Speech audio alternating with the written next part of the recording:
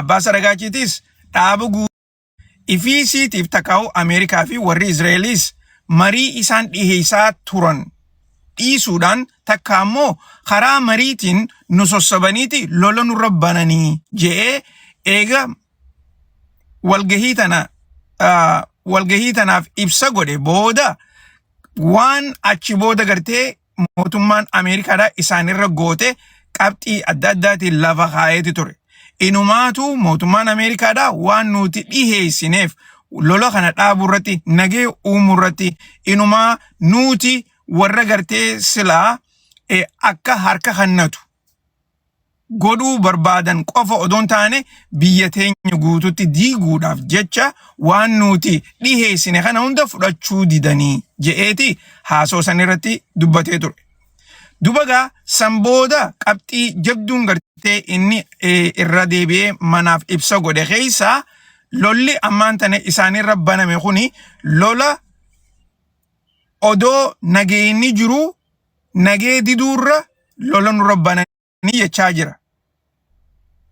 Kana keessatti gaa wanni inni dubbate qabxiin guddoon takka mootummaan naannoo isaanii takka biyyoottan ollaadhaa kun dura deeminsaan akkaataa mootummaan Ameerikaadhaa lafa isaanii itti fayyadamaa jirtu.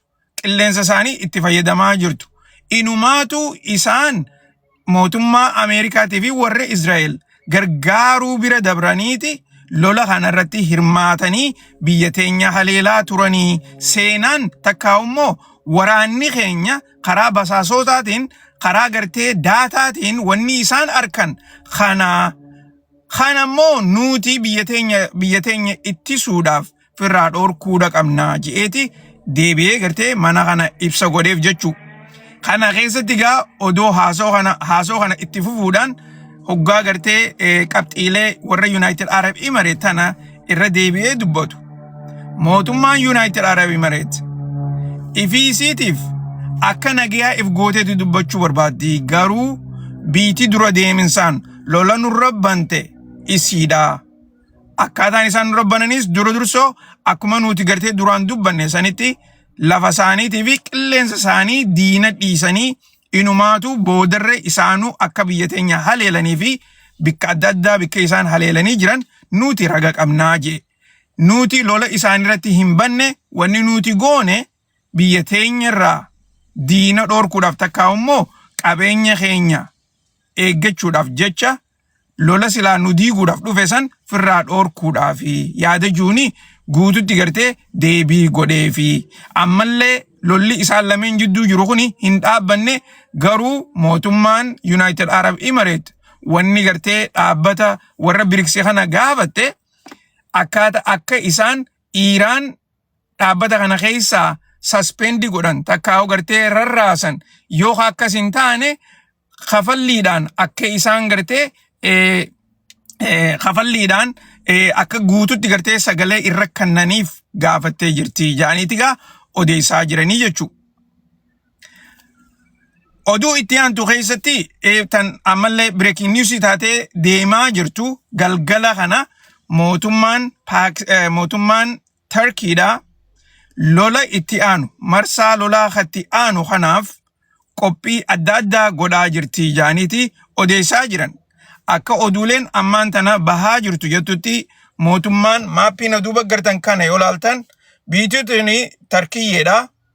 Akkasuma sanitti biitutuni Iraanii asiin Syriyaadha.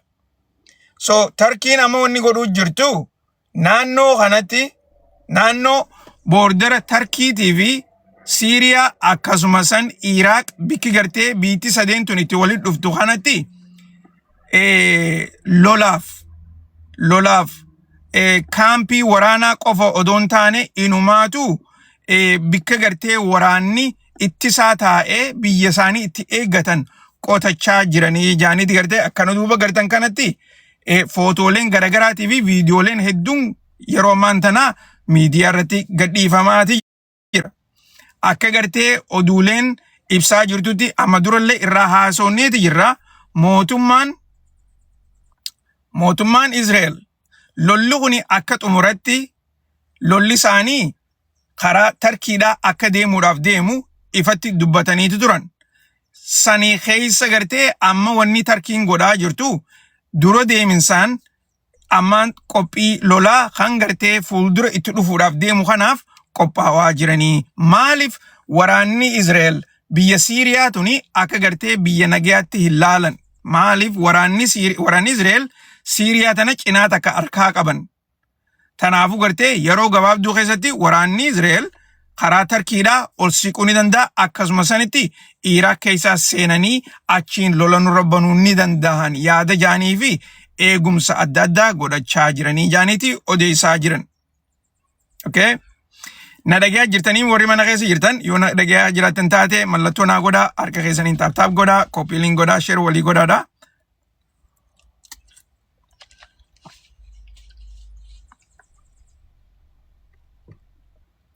TikTokin xiqqoo iskiriinii na dura firiis godhee akkaan gartee oduulee karaa footootiin isin garsiifniif jecha.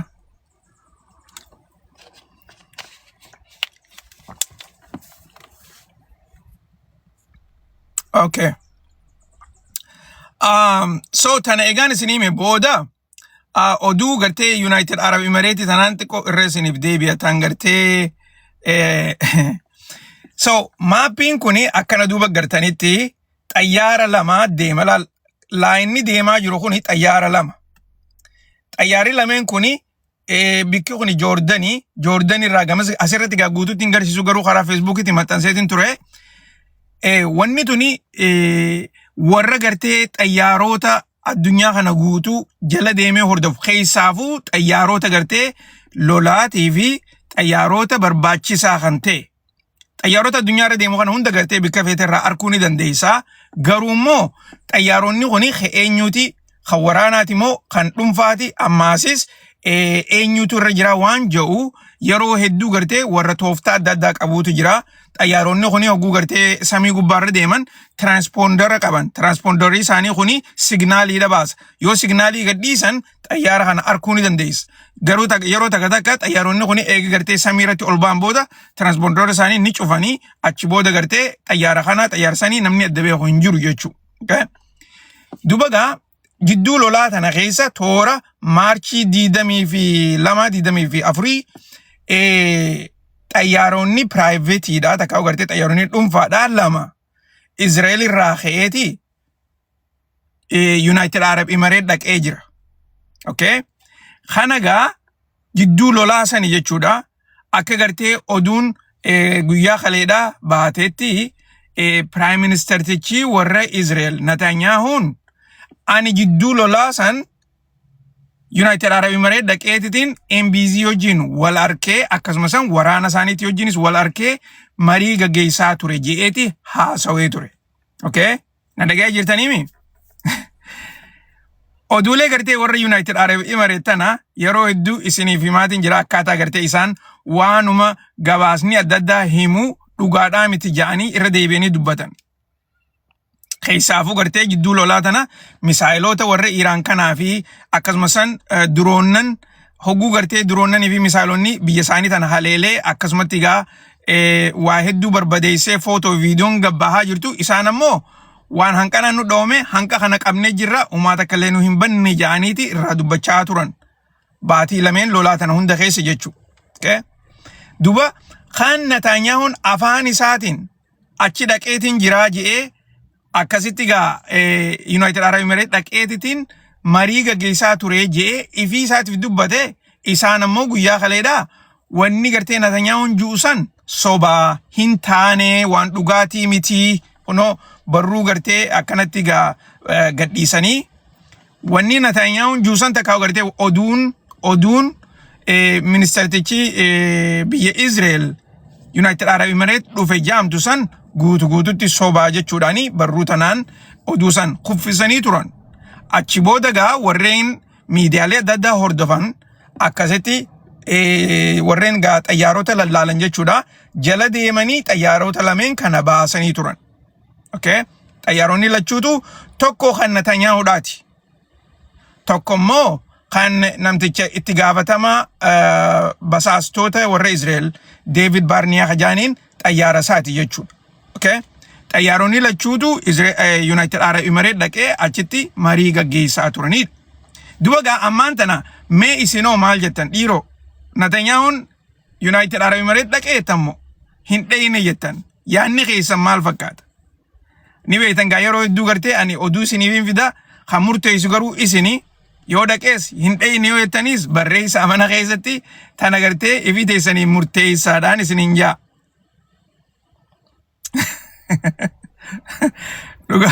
Dhugaa hedduu nama dhibdi beeytanii amma gartee anu confused ta'eetiin jira mataa kiyyaafu dhiiroo dhaqee jira moo hin dheyne jeetiin confused.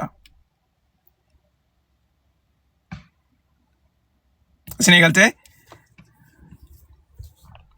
So akkanatti gaa oduun akkanatti deemaa jirti tan agartee tan jijjiiramuu hin dandeenye.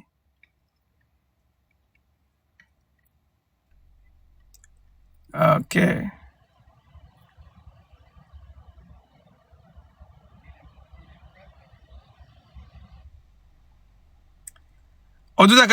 Oduu takkaan isinii mata ajaa'ibaati.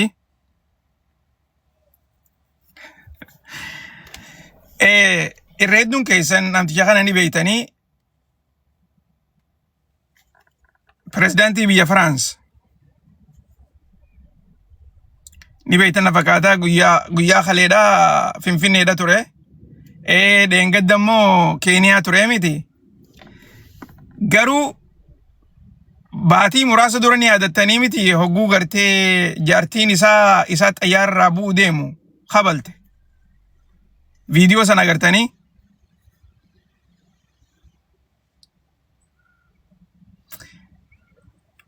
Hogguu inni xayyaararraa bu'uuf deemu ka jaartiin isaa kabalte gaa yoo yaadattan. Okay. Wanni hundinuu hin dhokattu laan numa baati. Akka feetetti illee yoo dhooysan numa baati beeytanii. Duba gaa oduun ammaan tanaa akka jechaa jirtutti dhiheenya kana bar inni Keeniyaatti liidaroota Afrikaadhaa isteejii gubbatti gartee itti ol bahee lallabaa ture. Inumaa gartee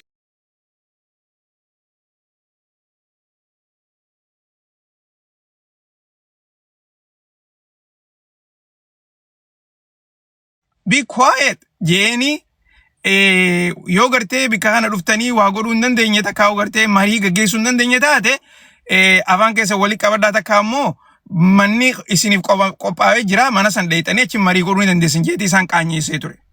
So oduun ammaan tana gabbahaa jirtu akka jettutti namtichi kuni baatii gartee muraasa dura namtittiin tuni gartee aktara biyya gartee biyya Iraan isiin tuni garuu biyya Firaansii keessaas ni jiraatti. Isii tanaa wajjiin gartee yeroo dabarsaa ture baatii muraasaaf. Waniin an jechuu barbaade isinii galte dubbiin maaliif irreedduun keessan gartee abshaalota qacollo keessa gabbu'ee gartee isinii munarra hin jiru garuu immoo isaan lameen kun yeroo waliin dabarsuu turan. Hogguu kana jaartiin Macron akka gartee inni isii hojii yeroo dabarsuu ture san irra dhaqqabdee jechuu. Footoo agarte bilbila isaa irratti footoo waan isaan walii ergan. Okay? Sababa sanitti aartee isa kabalaan dhooyte. Laal. Xayyaara gartee hogguu gabbu'an isiin aartee akkasitti isa kabalaan dhooyte. Garuu gartee namni hedduun je'eefirraa inni gartee amma karaa isii tanaas deebi'uun isaa waan gaariidha jaanitti harka dhawaa jiran. Maaliif jaartiin isaa gartee jaraa inninis gartee jaraa waan biraa dubbachuun barbaadu garuu immoo warra jaraati inni duraan. Amma immoo karaa gartee shamarranii takka karaa wantaatti as deebi'uun isaa waan gaariidha jaanitti gartee odeessaa jiranii. Amma yaa'iin guddoon gartee tan gaafa sanitti taate waan jara lameen kanaatii jechuudha. Akkasitti tana hubadhaadhaan isiniin jaa karaa oduu teenyaatti achi deebina.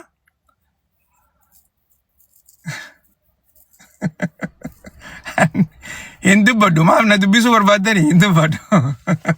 Isini agaltu jiddu yoo gartee jarate jara gun isinin je waan jechuu barbaade isini galuu qaba.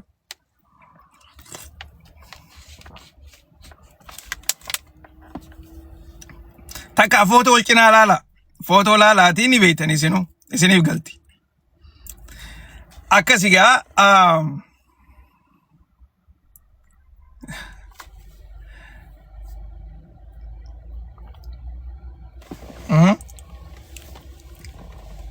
so miidiyaaleen okay oduu takka taniin isiniimu biyyootan addunyaa tana warreen wanta godhuutu jira. Warreen sadarkaa adda addaa keessa naquutu jira.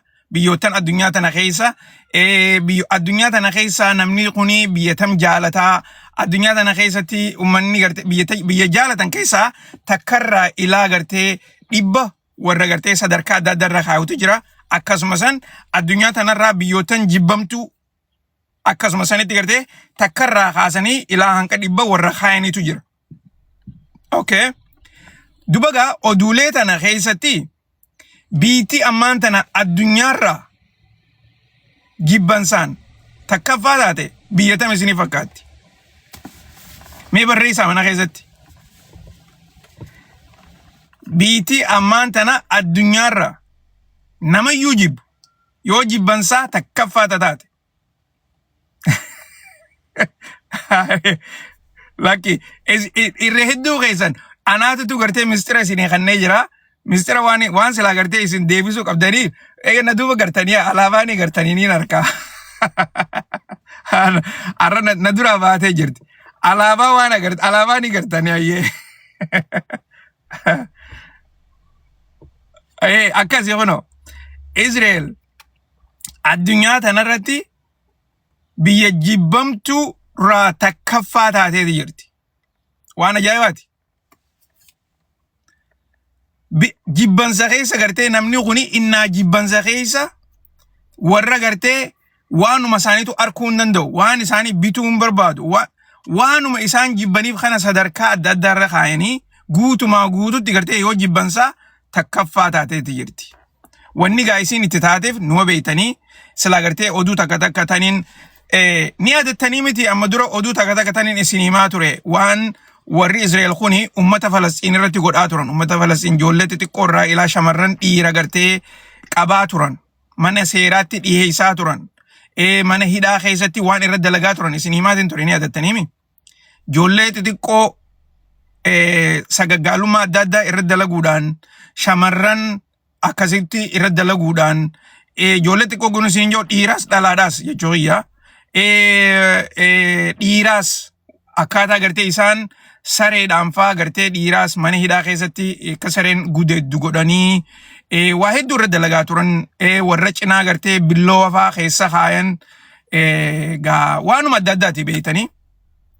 Duba gaa oduu san guyyaa dheengaddaa miidiyaan guddaan biyya Ameerikaadhaa kan gartee miidiyaa guddaan biyya Ameerikaadhaa Washington New York Times kan jaaniin oduu duraan dhaabbanni adda addaa qormaata irra godhee gabbaase keessaafuu gartee dhaabbanni warra UN'dha, dhaabbanni warra Human Rights'dha, dhaabbanni warra European Union'dha. Dhaabbanni kun hundinuu mootummaan Israel waraanni isaanii ummata Falastiin kana keessaafuu warra gartee hidhamee harka isaanii seene sagaggaalummaa adda addaati irra godhaa jiranii mirga ilma namaa kana duraa diigaa jiranii waan akkana irra dalaguudhaan jaaniiti riippoortiilee adda addaa baasaa turan. Ani san irraa hin gartee waan takka isinii himaa ture jechuudha. Tanaafiin isiniin jaabara hogguu gartee chaanala kana dhuftan wayi bartan waan haaree dhageessan oduu addunyaa dhageessan waanuma hundaa'u gartee tuni dhugatti gartee oduu odoon taane barnoota akka keenyaatti barnoota gartee dhugaa akkasitti fudhadhaa. Waa hedduu irraa gartan bikka biraatti irraa hin harkattan waan akkanaa tana. Tanaafuu hogguu dhageessan gartee waliifillee daddabarsaa. Duba gaa namtichi kuni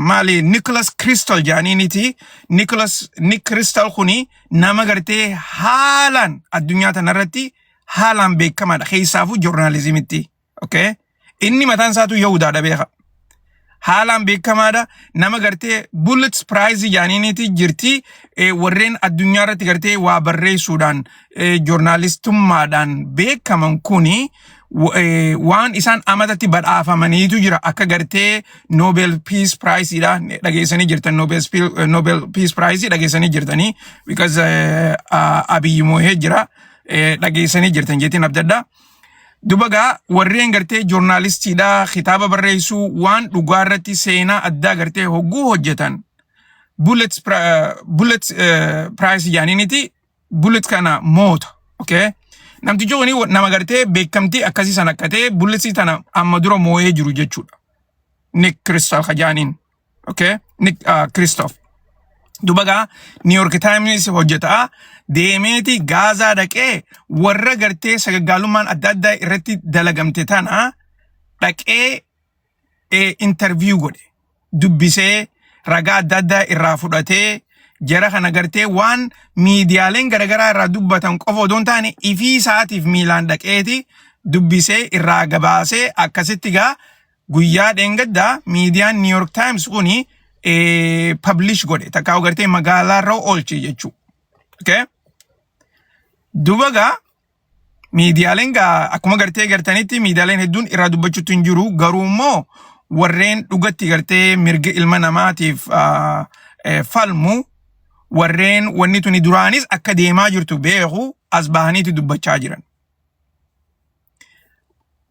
arraan tana garuu akkuma garteena duba gartan tanatti waan ajaa'ibaatu ta'e okay arraan tana waan ajaa'ibaatu ta'e jechuudha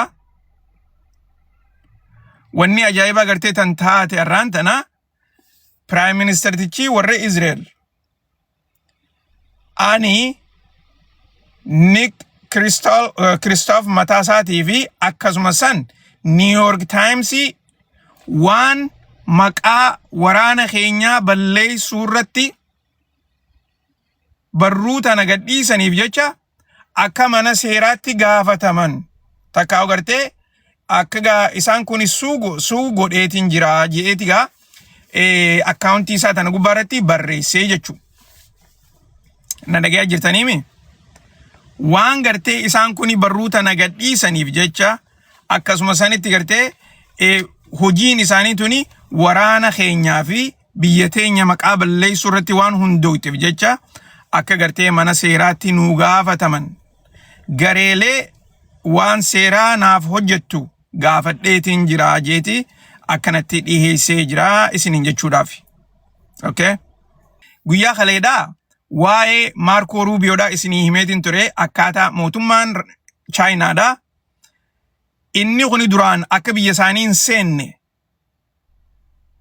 guutuutti akka dhoorkanii turan isinii himeetiin ture kanammoo quba qabdanii ammoo akka biyya isaanii seenuudhaaf jecha gartee odoo qaqqabbii isarra kaayansan hin kaasin maqaasaa xiqqoo jijjiiraniin isiniin jee qubee maqaasaa jijjiiran okay maqaan isaa gartee Marco Rubio timi isaan ammoo xiqquma gartee fidela jijjiiraniiti Marco Rubius godhanii akka gartee inni kuni nama sanii miti nama biraatii akka jaan jechuudha beekaa gartee maaliif sababa gartee inni Tramp wajjin dhufuuf deemu jecha akkas godhanii jechuudha okay tanarratti gaama miidiyaaleen gurguddaan gartee biyya tanaatis oduu san arkaniiti haalan irraa haasawaa jiran ammallee gartee Marco Rubio tirraa qaqqabbii san hin kaafne takkaa'u gartee uggurrii isarra kaayansan Chaayinaan irraan kaafneedha beekaa Chaayinaan uggurrii tana taraa dura dursoo amata 3 dura irra kaayan taraa dura dursoo achi booda amata 2 boodaas irratti idaaniiti uggurrii biraa gartee uggurrii irratti hoddommeessan okay so tarata qofaa miti inni kuni gaafa gartee Biden aangoorra turerraa eegalee nama gartee Chaayinaa tana haalaan balaaleeffatu saniifu gartee waan Chaayinaan hojjettuu fi karaa ikoonomiitii waan hundattuu gartee Chaayinaa tana achi beekti gaa balaaleffachaa ture. Chaayinaan sababa sanitti gartee inni akka biyya teenya hin seenne godhanii biyya isaanii hin seenne godhanii jechuudha. Okay? Duuba gaa arraan tana gartee edda galgala hoguu gartee iraata nyaachuudhaaf bika mana walgahii Great Wall of China ti gartee gaa takkaa'u akka White House biyya China dha jechuudha. Achi keessa hoguu ture. Akka nama gartee yeroo duraatiif gaara keessa magaalaa dhaqe baadiyyaa irraa miti beeka. Akka nama gaara keessa yeroo duraatiif magaalaa dhaqetti nama gartee buildingiilee adda addaa fooqii dhadheertuu hunda gartee waan fillijjuu hunda gartee ta magaalaa keessa shirshii je'ee ilaalu. Akkasitti ifarkee duba kana hunda gartee hatolu viidiyoodhaan waraabamuu isaati. Akkuma gartee na duba gartanitti laala wanni inni raasoo jiru siilingii gartee bika mana walgahii itti godhaa jiran kana hammam takka gartee akka isiin bareeddu. Okay? Hammam takka akka isiin bareeddu qubatti laatee eenyutti himu jira. Ministeera waraana ittisaa kan Amerikaadha. Itti gaafatama waraana ittisaatii fi akkasumas namticha gartee sila itti gaafatama itti aanaa White House'iti. Jarreen gartee sila hoo garbar jarri kun gartee akka nama warra gaara keessa yeroo duraatiif bikka gartee magaalaa jabduu takka dhaqee akkanatti gartee quba lallaachaa bar wagguu takkaa fi wagguu lamaa miti beeka. Viidiyoo kana yoo laaltan nama ajaa'ibsa laal. Wanni inni irraa haasa'u hundinuu bareedina isiidhaati.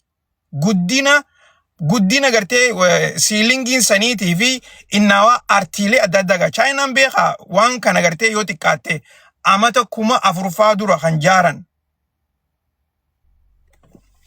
Okay? Civilization ni China da amata 5,000 dura. Civilization agartee amata 200 dura jaaramee miti. China keessa dhugaa dubbachuuf yoo gartee amantii Islaamaa taate amantii Kiristaanaa yoo taate masgiidni China keessa jiru kan gartee yoo xiqqaatte amata 1,200 duraati. China keessa masgiidni arraan tana jiru. Akkasumas charchiileen akkasitti gartee urmii dheertuu qaba China keessatti.